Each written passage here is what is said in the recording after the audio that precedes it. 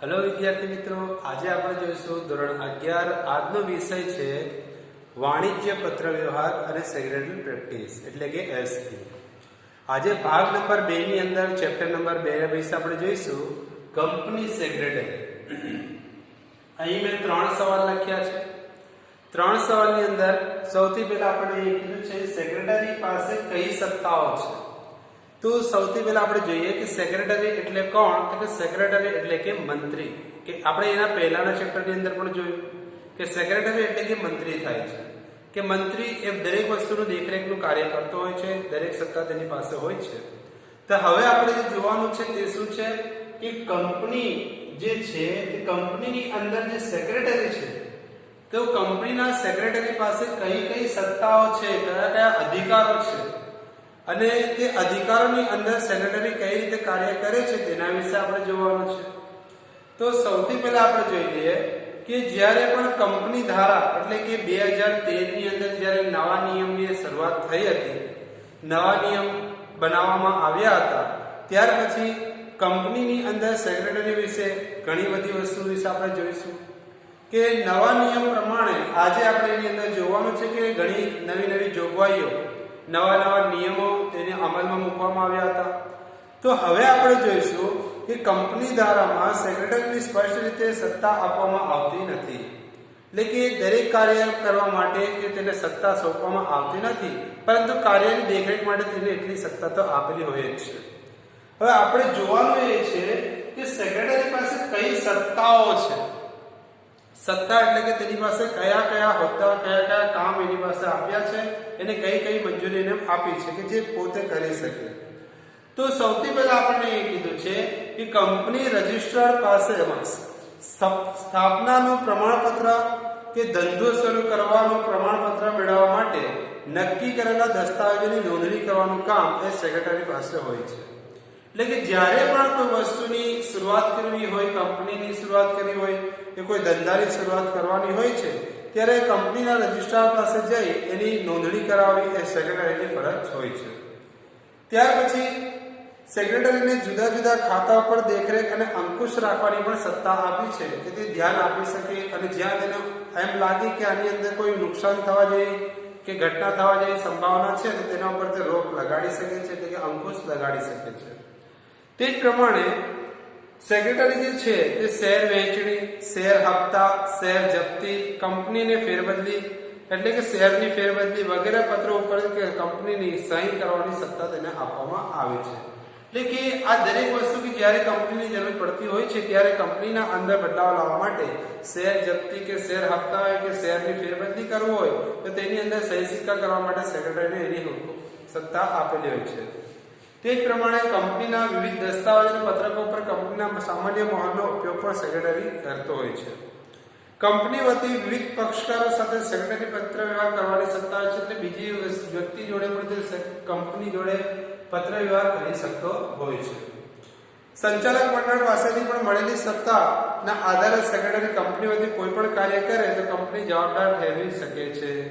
એટલે કે જ્યારે પણ સેક્રેટરી કોઈ કાર્ય કરતું હોય અને કાર્યની અંદર કોઈ ઊંચ નીચ જોવા મળતી હોય કે કોઈ કાર્યની અંદર એવી બેદરકારી દેખાવામાં આવતી હોય ત્યારે તે સેક્રેટરી ઉપર એની જવાબદારી સોંપવામાં આવેલી હોય છે। એટલે કે તે સેક્રેટરી ઉપર સીધો દોષ પકડવામાં આવતો હોય છે એટલે સેક્રેટરી તેનો જિમ્મેદાર ગણવામાં આવતો હોય છે।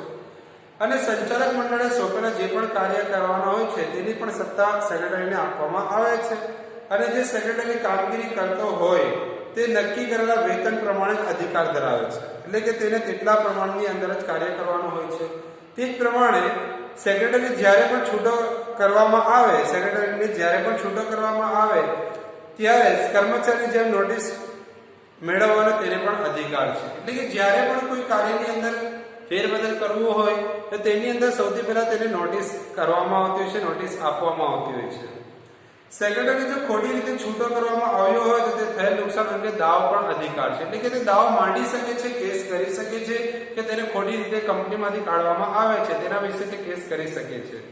અને કંપની સમિતિ લેવામાં આવે ત્યારે પણ 4 માસનો પગાર અથવા 20,000ની પસંદ એટલે કે બેમાંથી જે ઓછું હોય તે વળતર સેક્રેટરીને આપવામાં આવતો હોય છે। હવે આપણે જોઈએ કે સેક્રેટરી પાસે જે પણ સત્તા છે એટલે કે હવે આપણે હિન્દીની અંદર ટ્રાન્સલેટ કરવી જોઈએ कि सेक्रेटरी के पास में कौन कौन सी सत्ता होती है, यानी कौन कौन सी हुकूमत होती है। तो जैसे यहाँ पर बताया कि वह कभी भी कोई काम को शुरू करना चाहता है तो कंपनी रजिस्ट्रार के पास जाकर रजिस्ट्रार के अंदर उसको नोंद करानी रहती है, यानी कि उससे हुकूमत के हिसाब से उसको परमिशन लेनी रहती है। तब जाकर जब वो नियमन पत्र के अंदर यानी कि जब वो प्रमाण पत्र हासिल करेगा, यानी कि जब उसको कहा जाएगा कंपनी शुरू करने के लिए या उसको सत्ता दी जाएगी, हुकूमत दी जाएगी, उसको काम करने के लिए परमिशन मिल जाएगी, तब जाकर सेक्रेटरी अपना काम कर सकता है। उसके बाद अलग अलग खातों के अंदर वो देख रेख करने यानी कि देखने का काम करता है। उसी के साथ साथ में अंकुश लगाना यानी कि काम के अंदर जो गड़बड़ी होती हो तो उसके अंदर वो रोक भी लगा सकता है। उसके साथ साथ में शेयर यानी कि कंपनी को जब पैसों की जरूरत होती है तो कंपनी शेयर बाहर निकालती है, तो शेयर बेचनी, किसको शेयर देना नहीं देना या शेयर जब्ती करना या शेयर की फेरबदली करना, इन तमाम पत्रों के ऊपर वो सही सिक्के कर सकता है और अलग अलग दस्तावेजों के ऊपर कंपनी के हिसाब से मोहर भी लगा सकता है। और जो भी पक्षकार है सेक्रेटरी के साथ में पत्र व्यवहार भी कर सकता है, यानी खत का लेन देन भी कर सकता है। सेक्रेटरी एक एजेंट तरीके काम करता है, यानी कि वो एक एजेंट है जो दूसरे लोगों को अपने साथ में जोड़ने की फिक्र करता है।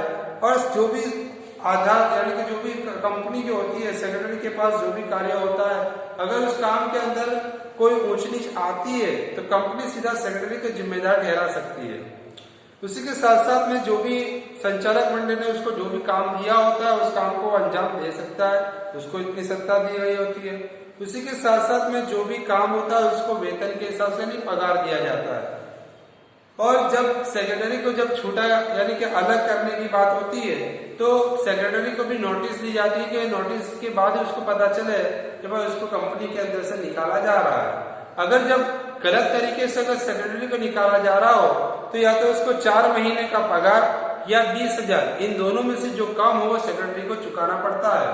यानी कि कंपनी जो होती है अगर गलत तरीके से सेक्रेटरी को बाहर निकालेगी तो कंपनी इन दोनों के अंदर से जो काम होगा या तो 4 महीने का पगार या तो फिर 20,000 सैलरी, इन दोनों में से जो काम होगा वो कंपनी को सेक्रेटरी को देना रहता है। इस तरीके से कंपनी जो होती है सेक्रेटरी यानी कि सेक्रेटरी के पास इस तरह की सत्ता दी जाती है, अधिकार दिए जाते हैं।